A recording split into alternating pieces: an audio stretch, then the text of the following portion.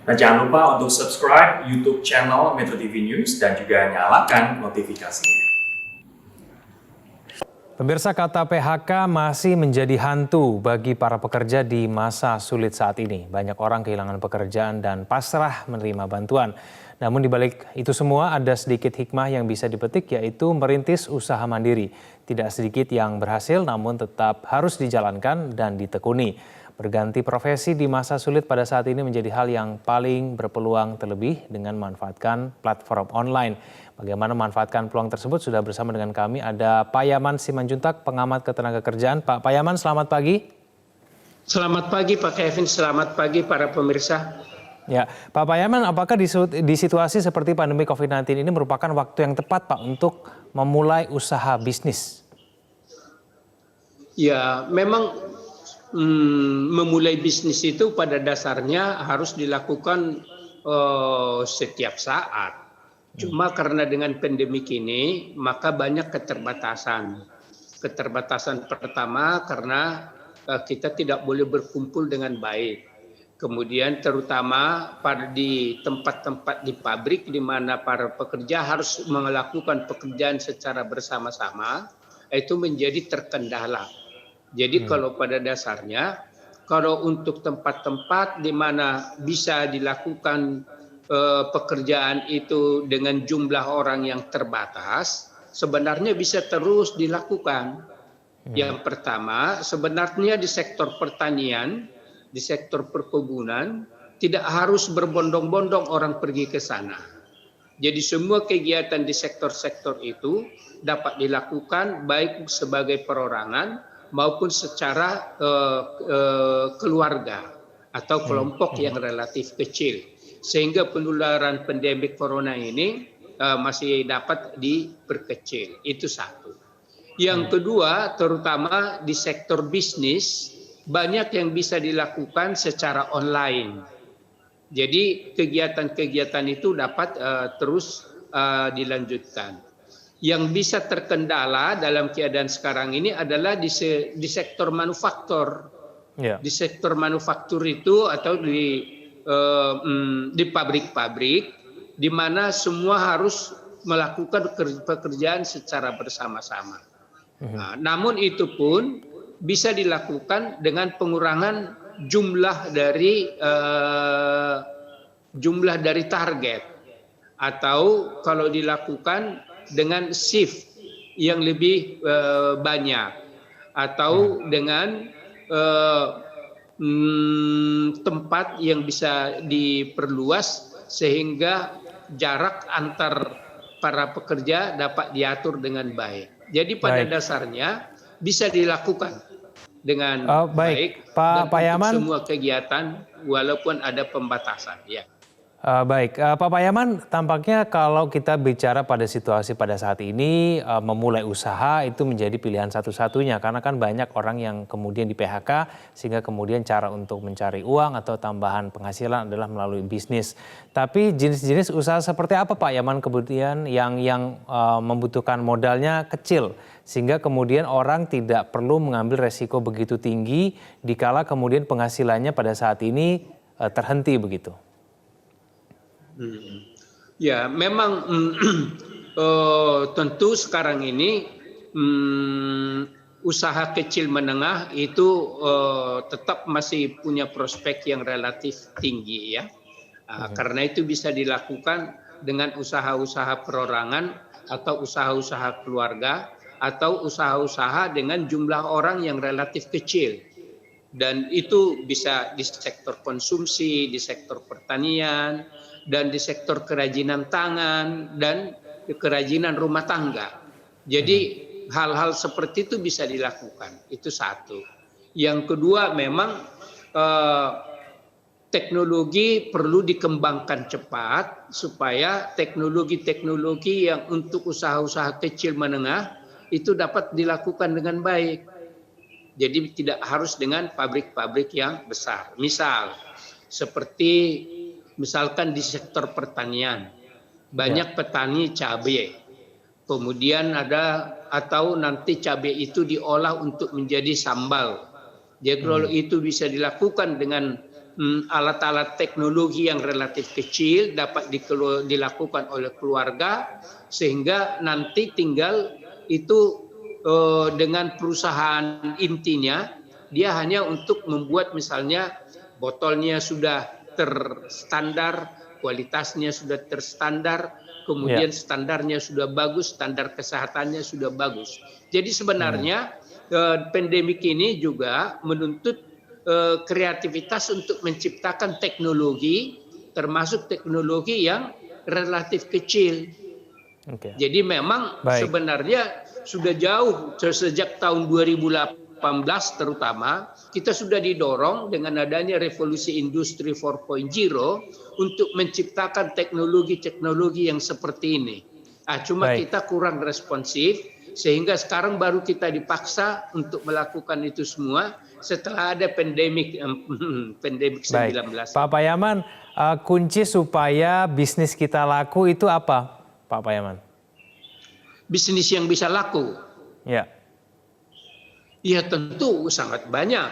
Yaitu semua yang bisa dikonsumsi dengan cepat. Ya, semua yang dikonsumsi dengan cepat. Jadi misalnya seperti sekarang ini, pemerintah mendorong pertumbuhan ekonomi melalui daya beli masyarakat yang ditambah.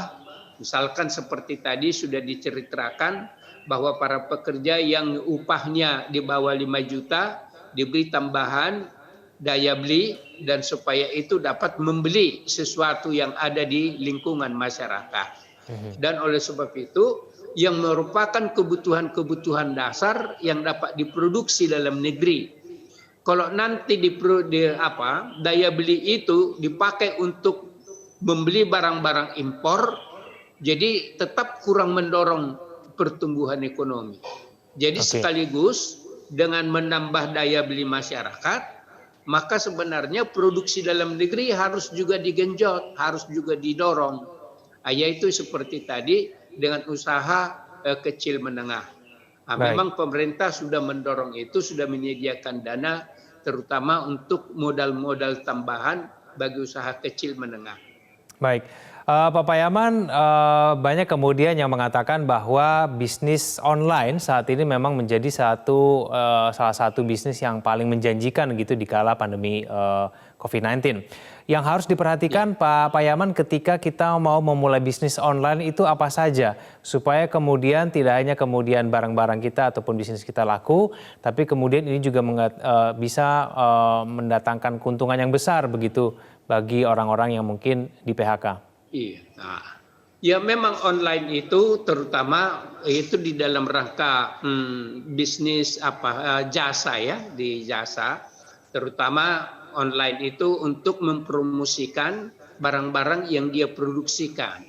Kemudian secara online itu juga untuk dengan bantuan transport secara online itu dapat bisa diantar, didistribusikan melalui transportasi online yang seperti yang sudah biasa kita dengar.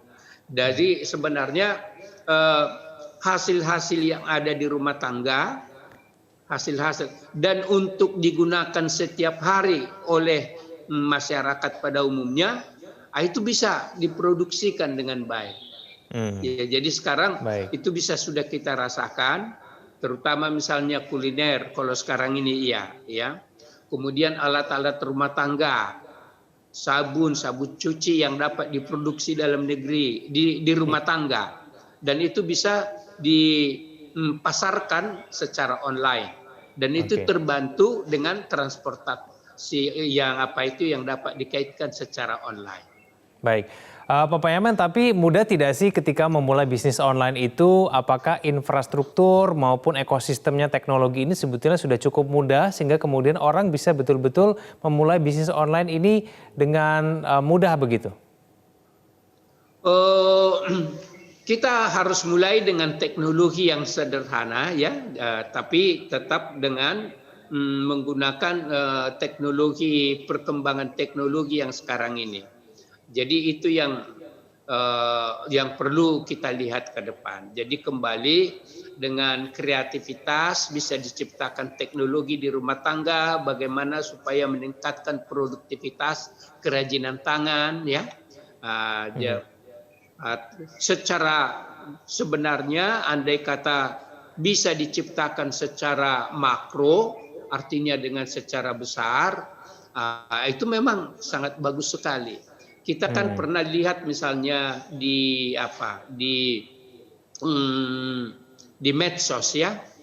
Misalnya sekarang itu orang-orang Cina datang ke Jawa Tengah untuk mengambil desain untuk membuat satu pintu yang kalau kita dikerjakan di sini 2-3 minggu, tapi dengan teknologi yang dia lakukan di situ itu bisa dilakukan dengan 3 jam. Misalnya seperti itu. Kita terlambat di menciptakan teknologi seperti itu. Jadi andai kata itu sudah diciptakan sejak lama, maka tinggal teknologi itu kita beli. Andai kata bisa kita beli sekarang atau kita ciptakan, maka itu bisa dipakai di rumah tangga. Tiap-tiap orang dengan menggunakan seperti itu, membuat desain yang bagus, dengan membuat satu pintu yang bagus, yang biasanya 3 minggu, nah sekarang dengan 3 jam. Jadi, dan itu bisa dilakukan di rumah. Baik. Jadi Pak Payaman, seperti itu ya. Kalau kita bicara modal nih Pak Payaman, kira-kira modal minim yang dibutuhkan untuk memulai bisnis online di kala pandemi COVID-19 itu berapa Pak Payaman? Memang sangat tergantung itu ya dengan alat-alat yang ada tersedia. Jadi ya tentu dengan modal yang seperti itu bisa saja sangat tergantung itu. Tidak bisa kita katakan karena kalau sudah seperti yang saya kemukakan tadi, ya tentu itu modalnya relatif tinggi ya. Tapi bisa dengan modal-modal yang kecil seperti yang diberikan oleh pemerintah sekarang ini, tinggal lagi kreativitas dari masing-masing untuk menciptakan bagaimana itu teknologi itu bisa kita manfaatkan. Baik. Pak Payaman tadi disebutkan ada beberapa sektor yang kemudian menjanjikan begitu ketika memulai bisnis seperti sektor konsumsi maupun pertanian. Nah sekarang jenis-jenis usaha yang menurut Anda sebaiknya jangan dirintis begitu pada saat pandemi COVID-19 itu jenis usaha seperti apa Pak Payaman? Coba sekali lagi. Ya, Pak Payaman jenis usaha seperti apa yang menurut Anda harus kita hindari ketika memulai bisnis di pandemi COVID-19? Nah tentu bisnis yang pertama yang cara melakukannya itu harus secara berkelompok. Jadi jangan secara berkelompok dengan jumlah orang yang banyak karena itu masih rentan terhadap pandemik. Jadi harus kita upayakan pertama bisnis yang bisa dilakukan secara pribadi, bisnis yang dilakukan secara keluarga, bisnis yang dilakukan dapat dalam jumlah orang yang relatif kecil. Baik. Nah sekarang tantangan yang harus diperhatikan nih Pak Payaman ketika memulai usaha itu apa saja Pak yang harus diperhitungkan sebelum kemudian kita betul-betul terjun begitu memulai bisnis? Nah tentu kalau harus memulai itu yang penting itu pertama harus sudah ada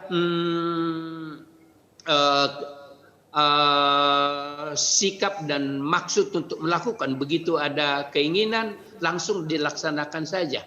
Ya, tentu seperti tadi mudah-mudahan kalau misalnya ada kebutuhan untuk modal dan itu langsung bisa didukung dengan Kementerian UMKM Koperasi kita, jadi tidak menunggu terlalu lama. Karena pada dasarnya selama bisnis itu adalah untuk menyediakan kebutuhan dasar masyarakat setempat, apa saja pun itu dilakukan pada umumnya sekarang ini akan bisa terjual. Pak Payaman, menurut Anda apa yang harus dilakukan oleh pemerintah pada saat ini supaya kemudian bisa mempermudah ataupun membantu orang-orang yang saat ini sedang di PHK dan mau memulai bisnis? Jadi sebenarnya bagi pemerintah yang penting sekarang ini adalah identifikasi. Jadi yaitu data. Jadi pertama, siapa sebenarnya yang perlu ditolong dalam rangka mendorong konsumsi. Jadi tentu yang paling penting adalah mereka yang penghasilannya paling rendah.